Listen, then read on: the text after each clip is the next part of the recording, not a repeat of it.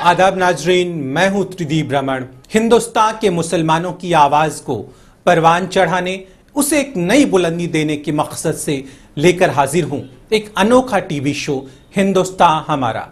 आज के मकाम में हम पेश करेंगे मुल्क के जाने माने राइटर, रिफॉर्मर, एक्टिविस्ट और Islamic scholar doctor Asghar Ali Engineer की जिंदगी की दास्तां को।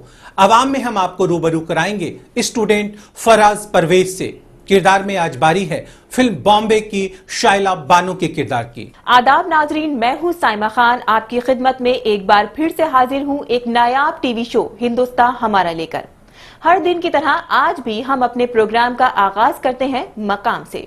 आज के मकाम में बारी है तरक्की पजीर दाऊदी बोहरा तहरीक से जुड़े राइटर और समाजी खिदमतगार डॉक्टर असगर अली इंजीनियर की।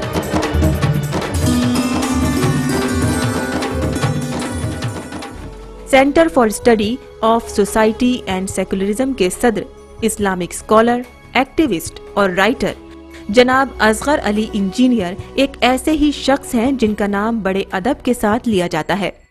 आज के मकाम में हम इनकी जिंदगी के इसी सफर पर रोशनी डालेंगे। असगर साहब की पैदाइश 10 मार्च 1939 को राजस्थान में बोहरा कुनबे के एक इमाम के घर हुई थी। मेरी पैदाइश राजस्थान सलूम्बर एक जगह है। 1939 में मेरा जन्म हुआ। चूँकि असगर साहब के वालिद एक इमाम थे, इसलिए अक्सर उनका तबादला एक जगह से दूसरी जगह होता रहता था। असगर साहब की पैदाइश भले ही राजस्थान में हुई हो, लेकिन वो वहाँ ज्यादा वक्त नहीं रुक पाए। हम लोग राजस्थान के रहने वाले नहीं हैं, लेकिन मेरे वालिद साहब उस वक्त वहाँ थे सलूम्बर में।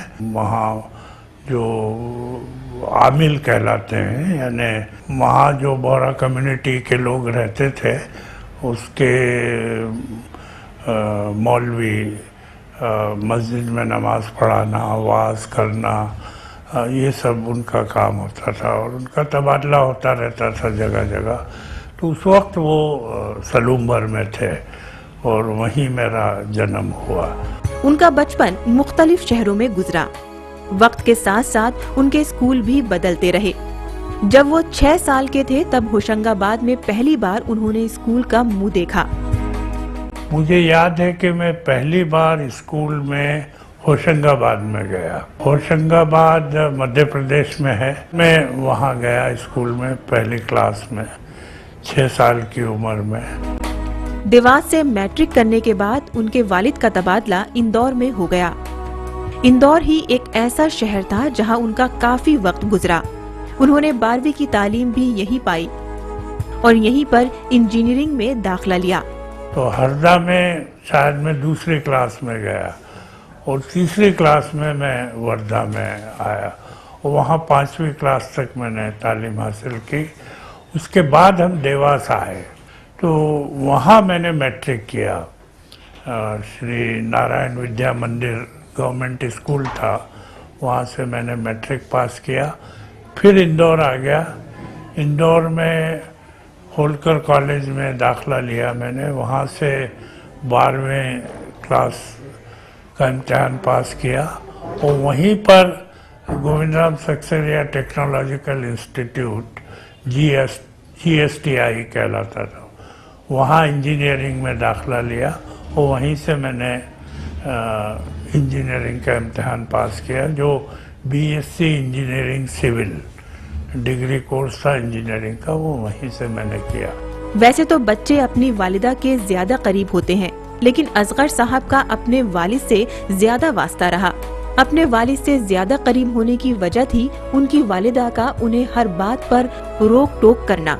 मेरा अटैचमेंट ज्यादा वालिद साहब से था। वालिदा कुछ डोमिनेटिंग नेचर की थी, इसलिए वो मुझे बात बात पर तनकीद करते थे। तुमने नमाज नहीं पढ़ी, तुमने ये नहीं किया, तुमने आज कुरान नहीं पढ़ा, डांटती रहती थी। वैसे तो वो बचपन से ही निहायत शरीफ थे। ना तो उन्हें शरारतें आती थी और ना ही वो कोई खेल खेलते थे, इसीलिए घर वालों की डांट भी उन्हें नहीं खानी पड़ी। मेरा मिजाज शरारत का नहीं था और मैं चूंकि एक मौलवी का बेटा था, मौलाना का, और वहाँ हमेशा संजीदगी की तालीम दी गई, हमेशा डिसिप्लिन, कभी ज़बान से कोई गलत लफ्ज़ ना निकले, झूठ ना बोलें, और उसकी मिसाल माँ बाप थे, वालिदैन थे।